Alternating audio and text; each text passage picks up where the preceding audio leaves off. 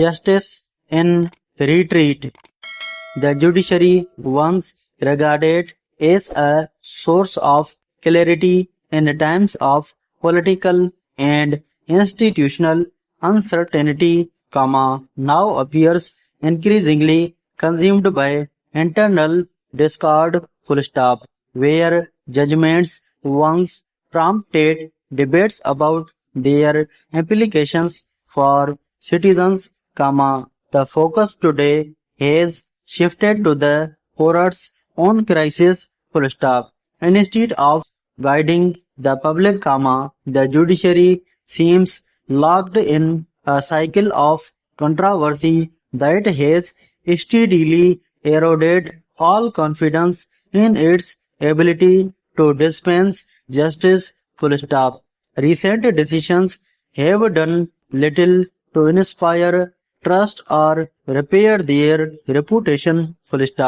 In most of the political cases, the courts have increasingly appeared unconcerned about grounding their rulings in a sound reasoning, as long as the outcome serves immediate ends, At other times, they have adopted an inexplicable passivity when proactive intervention was both warranted and constitutionally mandated.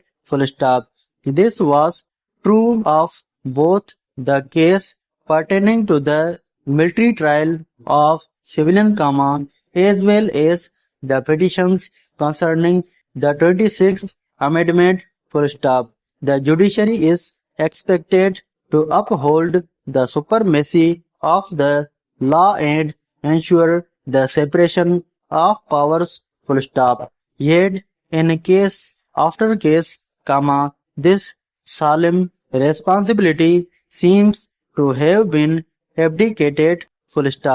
Worse still, judges who have sought to defend their institution appear to have paid a steep price. A troubling example is that of Justice Tariq Mahmood Jahangiri of the Islamabad High Court, who was among the judges to formally complain of interference by intelligence agencies in a letter addressed to the superior judiciary in 2024.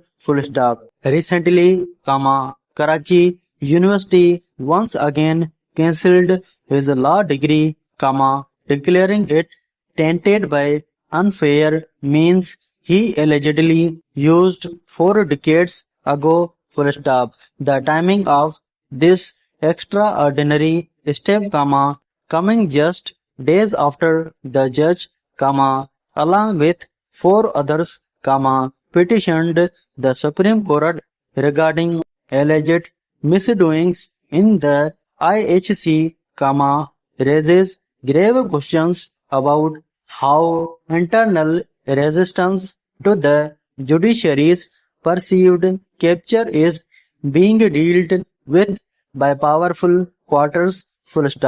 If a high court judge can be discredited and penalized in this manner, what hope can an ordinary petitioner have?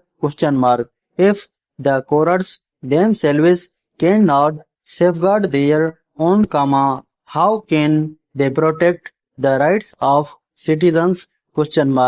These are questions the judiciary must confront with urgency. Unless it can restore its independence and reassert its commitment to fairness, it risks losing not only public trust but also its relevance as a guardian of justice. It is disturbing to contemplate what would happen in that instance.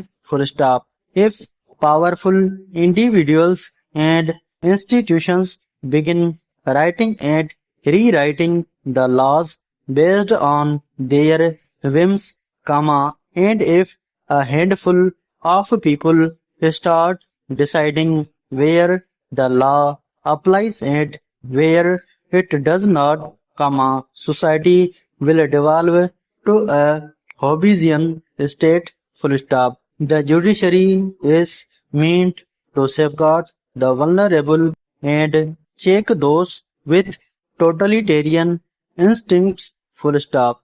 It cannot and must not avoid this responsibility, full stop. Pakistan and its people must not be abandoned to a punishing fate, full stop. When Mr. Jain said the Hindus appeared to have been rewarded for desecrating the mosque for decades, Mr. Chandra countered him by asking double dot, what about the fundamental act of desecration, the very erection of the mosque, full stop? You forget all that happened, question mark. We forget what happened in history, full stop. As Chief Justice, Mr. Chandra broke a constitutional property by inviting Mr. Modi for a televised prayer to a